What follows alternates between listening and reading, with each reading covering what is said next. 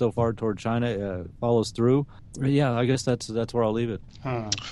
Let me offer a thought on that. Sure. Some of those who supported Trump's foreign policy approach have made the argument, well, the United States and Russia should improve ties in a new form of triangular diplomacy to counter China, the opposite of what Nixon and Kissinger did before. Well, Russia's not really going to be a reliable ally for the West on the one side, but secondly, Russia is going to depend a lot on Chinese purchases of energy from Russia, on Chinese contributions to improving transport infrastructure between Europe and China.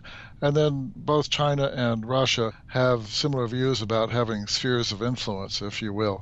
So for the Central Asian countries, they're kind of caught in between. It's really not good for Central Asian countries if the U.S. has harsh relations with Russia or harsh relations with China. I think the Central Asian countries want the West to stay there to help them balance the competing influences of Russia and China, but they don't want there to be harshness of policy that could make their situations more awkward with respect to either one of their giant neighbors.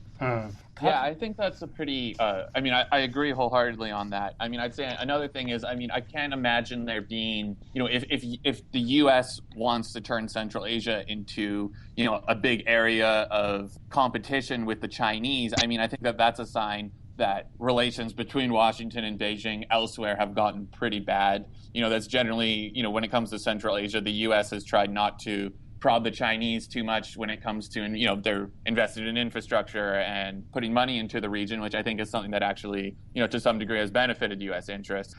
So I think if that happens, that means that the Trump administration is willing to really come to blows with the Chinese. And that's a sign of we're into some maybe larger worries than just what's happening in Central Asia. The Russians and the Chinese both are interested in spheres of influence. The Russians, of course, would like to have a sphere of influence in the former Soviet states. The Chinese would like to have East China and South China Sea seen as spheres of influence. But the Trump administration, thus far, according to what they've said, they are a little bit contradictory in the sense that they want to go easier on Russia but tougher on China. Well, for example, if going easier on Russia means that the Trump administration would consider Ukraine to be a neutral or a bridge country, as some have advocated, well, that could have deleterious effects for other former Soviet states, wondering how much the United States would help them. But on the other hand, if the Trump administration is going to be tough on China's sphere of influence, then there's a contradiction in that policy, and I don't think the Trump folks have worked that out yet. There is one project, Ambassador Courtney, which was started during the Obama administration that kind of enables the United States directly engage Central Asia, and that platform is called C5+1. What's the future you see for that project going on under the Trump administration? That's really uncertain. That came only at the end of the Obama administration. Secretary Kerry met in New York and Washington with the foreign ministers, and then Secretary Kerry went to the region for meetings. It's too early to tell what that policy will be. We just don't know. Okay.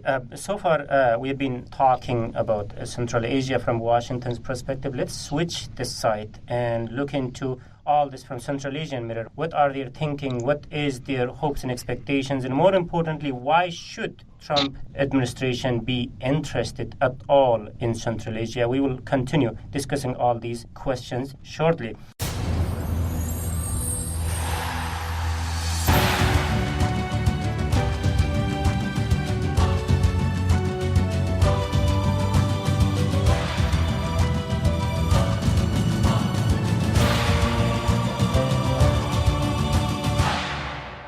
First, let me recap the debate that today we are discussing likely strategy of Trump administration towards Central Asia and what are the thinking in the region towards the new administration. To discuss all these questions with me are from Washington, D.C., Ambassador William Courtney, who among many other posts previously served as the U.S. Ambassador to Kazakhstan and is currently Senior Fellow at the RAND Corporation. And also from Washington, Reid Standish is joining us, who is the Central Central Asia writer and digital editor at the Foreign Policy magazine.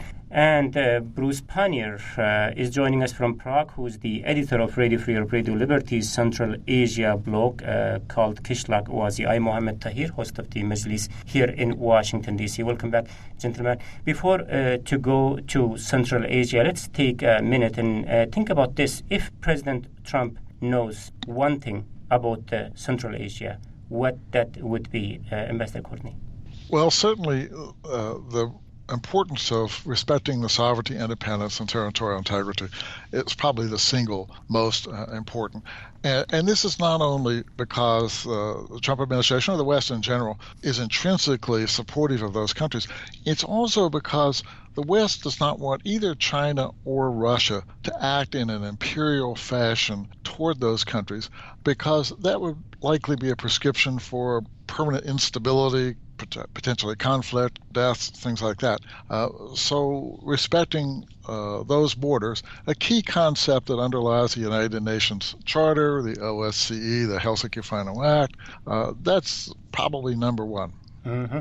That was in terms of policy. Rita, let me go to you here. So when you say Central Asia, what would this remind President Donald Trump? Well, I mean, I think when it comes down to Trump, as we've seen with a lot of things when it comes to policy, it's come to his kind of personal connections, the people he knows, the people he's met, the people whose opinions he respects. So, I mean, on the one level, I would say from his real estate days, I know that there have been, during the campaign, there was a lot of reporting about Trump's relations with, businessmen, especially involved in Manhattan real estate from the former Soviet Union. I think some of those were people from Central Asia. There were some Kazakh businessmen involved in that. So I'm sure he at least knows where the region is and is aware and has met some people from there. But I would say when it comes to what's actually happening in the region, he has two people in his cabinet. We talked about Rex Tillerson earlier, who was the CEO of ExxonMobil. I mean, he obviously has, from his background as an oil man, knows what's happening in the region in terms of energy, and probably has a very intimate knowledge.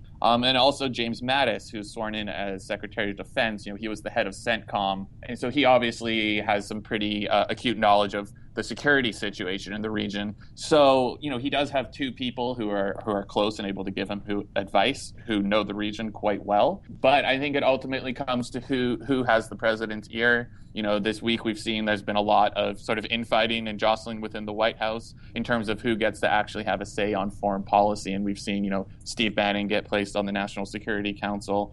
And, I don't think that that's someone who really knows the region particularly well. And he seems to be very concerned with Islamic extremism very narrowly. Okay, Bruce Pannier, looking from Central Asia to Washington. So give me one reason or a couple of reasons, if you can remember, why President Trump should be interested in Central Asia at all. Well, I suppose for the same reason that the previous administrations have been interested in the region, really post 9/11 administrations, is because it is the proximity to Afghanistan, and let's not. It's not just the U.S. That's obviously solely interested in its engagement inside Afghanistan. We have to remember that prior to 9/11, the Central Asians were extremely concerned about the security situation along their border with Afghanistan, and to a great extent that was alleviated from them once the U.S.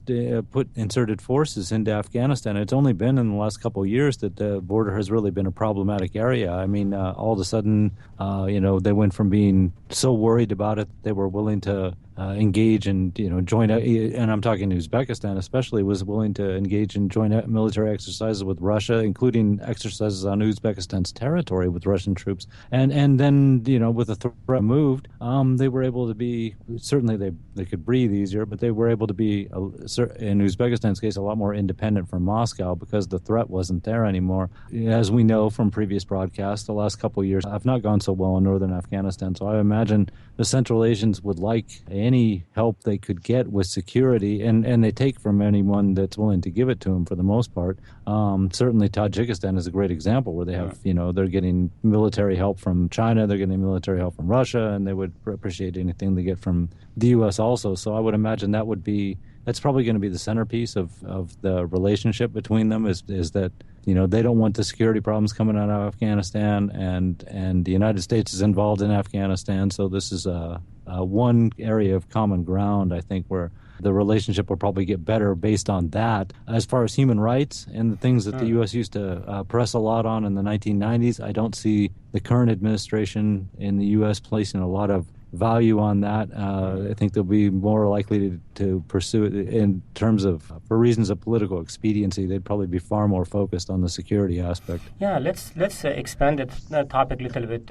When it comes to Central Asia, besides financial interest, one of the main pillar of the U.S.'s foreign policy has been to support the democratic reforms and respect for human and basic rights and freedoms, and condemn any action by the authorities when they were in clear violation of these values. Now, title of your article read kind of hints to this question in a way that Trump presidency might be a good thing from Central Asian autocrats' point of view. Why so? Can you open this box a little bit? Yeah, I mean, sort of the thrust of that is mostly just coming from this point of view that, I mean, the main concern of the Trump administration is going to be on security, especially around counterterrorism. In the past, the human rights situation in the region has withheld relations, prevented partnerships from becoming deeper, and it's been a kind of a sore spot, I think. I mean, maybe Ambassador Courtney can talk about that a little more intimately than I can. But, with that sort of no longer being concerned, I think that opens up the avenues of what this relationship can become between these five countries and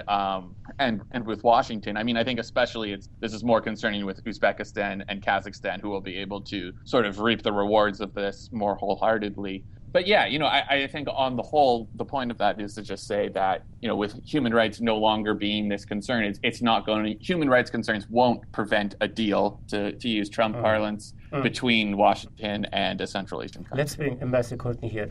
Do you share this concern? Let me say I agree with the comments that both Bruce and Reed have made here most recently. Let me cite an example.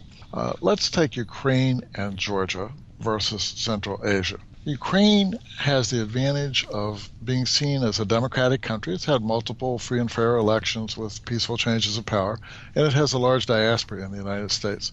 Georgia also has evolved democratically, doesn't have a large diaspora. But in both cases, the U.S. Congress has adopted them as countries that deserve really disproportionate support. And again, we're seeing this recently now in the new proposed legislation by prominent Republicans and Democrats in the Senate with regard to what is called the Counter-Reacting to Russian Hostilities Act. Central Asia should pay attention to that, to develop the sustained, deep reservoirs of support in the West, and certainly in the U.S. Congress. Evolving in a more politically open direction, more respect for human rights, is something that Central Asia really can and should do. Now, in the case of three of them, especially Turkmenistan, Uzbekistan, and Tajikistan, there are numerous human rights and other groups in the West that are strongly opposed to those countries. So to expect the Trump administration to go against the will of Congress and counter a number of NGOs who are in favor of human rights, political liberties, that's really not so realistic. Congress plays a key role in a lot of these things, especially appropriations of funds. So if I were the Central Asian countries, I would take a look at what Ukraine and Georgia have done to win friends in the United States. Reed, microphone is open for you if you want to react into. I mean, obviously, I think that in general, on a lot of issues, Trump's foreign policy is going to meet a lot of blowback from whether it's in Senate or in Congress. But, I do think, especially we are kind of at a stage where we're reading the tea leaves a little bit of what a Trump foreign policy will. One thing I think is if you look at, Mike Flynn, in his book, one thing that he talked about was in order to fight terrorism, the United States needs to do a job of what he called embracing friendly tyrannies. And in that example, he talked a lot about embracing these strongmen. He used the example of Hosni Mubarak in Egypt or now with Fatah el-Sisi. So, I think that there is sort of a template that, at least in sort of ideology of the people who are in Trump's inner circle, especially on the foreign policy side of things. But I mean, the ambassador's right. If he does this, he could face some pretty serious blowback. I do think that there are some people in the Senate and in Congress who are in favor of the idea of embracing a security relationship with some countries in Central Asia. But I mean, ultimately, it comes down to we'll see what happens. So, Bruce, there has not been much of reaction so far from Central Asian leaders, at least towards what's happening in Washington, D.C. Did you come across with any? And what is the thinking? What are the expectations from the region going forward from the U.S. administration? Well, I mean, past the fact that the leadership of every one of the countries has sent letters of congratulations to President Trump, I think this is a tough one for them because they are used to American party politics as it has been for many, many years. And despite the fact that Donald Trump has won as a Republican candidate, he's still viewed, even by the Republicans, as something of an outsider. He's something different than the usual American politician. He's outside, really kind of outside the sphere of American politics. So, it's not just the Central Asians. I think a lot of countries at the moment are trying to get a handle on exactly how much is he going to be like the presidents they've seen before, and how different will he be, knowing that he was not raised and reared in one of the two political parties with which they're familiar with. Right. So as we are approaching towards end of our podcast, let's try to end this with an optimistic note, if we can. After withdrawal of international troops from Afghanistan, value of Central Asia has clearly diminished, even under President Obama's administration. And also, there were areas where, in terms of U.S.'s foreign policy towards Central Asia, that we criticized as a journalists, and there were areas where Obama administration got some praise. So what is the lesson that Trump administration could or should learn from the previous administration's engagement with Central Asia, Ambassador Courtney? Well, first, as several of our colleagues have mentioned, the United States developed reasonable relations with Central Asia before 9/11. No one had any idea how important those relations with Central Asia would become after 9/11 and the U.S. engagement in Afghanistan. So it's important for any U.S. administration to pay attention to Central Asia, not avert its eyes too much, because for unexpected reasons, Central Asia could become more important. Kazakhstan is particularly important because of not only the energy factor, but Kazakhstan lies right in the middle of one of the more important routes between China and Europe and the Middle East with regard to the New Silk Road concept. That's quite important. Kazakhstan has been an outstanding international leader on non-proliferation issues regarding nuclear and other kinds of non-proliferation. So my guess is that Kazakhstan is still going to play a central role in U.S. foreign policy under President Trump. The other countries of Central Asia will probably play better roles if they can be important with regard to U.S. policy in Afghanistan, or if they can become a little bit more open politically and make some moves toward a more pluralistic political system. Looking from Central Asia, so it's a kind of new administration and new beginning in Washington. So what should Central Asia learn from their previous experience towards the new administration in Washington, D.C.? Oh boy, from their side. I think one of the things that they're going to have to accept is the fact that although the U.S. would enjoy very strong partnerships in Central Asia, that is for sure, but it is not going to be sucked in, for lack of a better word, sucked into the region that strongly. It's not, there's really a quid pro quo that's going on here all the time. The U.S. will be more engaged as the Central Asians show that they are more receptive to making some changes that bring it closer into line, which is still a long ways away, but at least a little closer into line with the way the U.S. thinks political and social systems should develop. Because, of course, our ultimate argument is the safest society is one where people do have the freedom to express their opinions. This is not fertile soil for terrorism and stuff. If the people feel that their rights are respected generally, that they can affect some kind of political change if they wish. And so that's kind of that's our bottom line is, if you open up your political system and behave,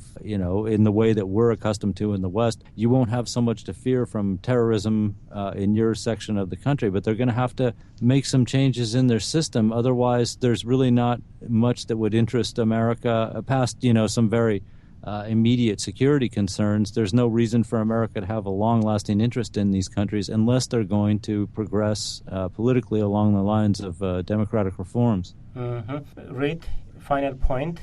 Yeah, I mean, sort of to echo the Bruce and Ambassador Courtney, I mean, obviously, we all know that this is a very important and strategically vital part of the world where, relations with China, relations with Russia, energy security, Islamic extremism, all sorts of things sort of intersect here. And, it's an important region. And, it has sort of been engaged with inconsistently over the last 25 years. But ultimately, I think under the Trump administration, I don't think we'll see any kind of immediate boom. But as we've seen in the past, any kind of big changes, it's going to come from something happening outside of the region. And that's going to have to force some kind of engagement, whether we see that's coming to Afghanistan, Iran, Russia, or China. Okay. Thank you. Thank you very much, Reed Standish, for your insightful comments. Reed is the Central Asia writer and digital editor at the Foreign Policy magazine. Also, big thanks goes to Ambassador William Courtney, who, among others, were the previous